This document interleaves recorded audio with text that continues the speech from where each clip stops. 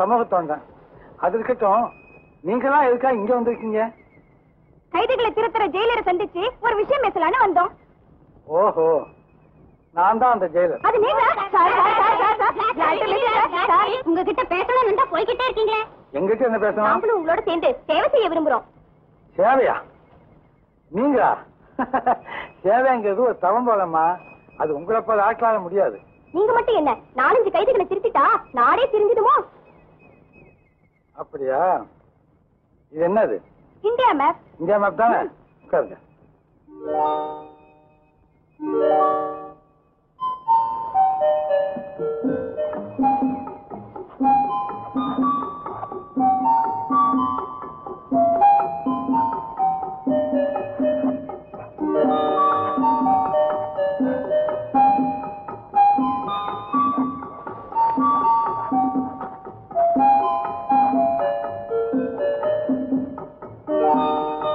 என்னது? ஒரு மனிதனோட உருவம்.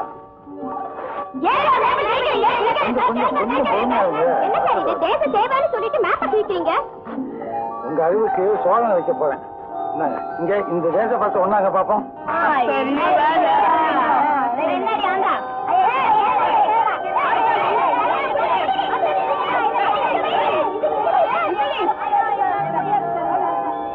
உங்களால முடியாதுன்னு எனக்கு தெரியுமே. இதெல்லாம் உங்களால முடியாது. சரி போகட்டும்.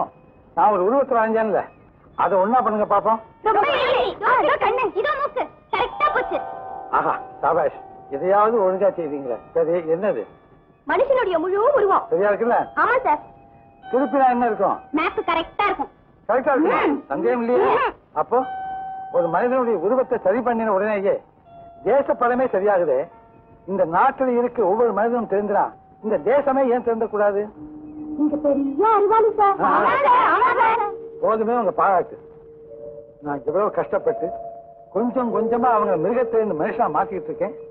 நீங்க கஷ்டப்படாம கொஞ்ச நேரத்துல அவங்க மிருகமா மாத்திட்டீங்க. அம்மாடி, உங்க தேச சேவை இப்படி ஒண்ணு நாட்டுக்கு தேவையில்லை. தயவு செய்து ஒழுங்கா உடம்ப முழுசா மூடிக்கிட்டு ஊருக்கு வச்சாருங்க. போங்க போங்க, நேரா வீட்டுக்கு.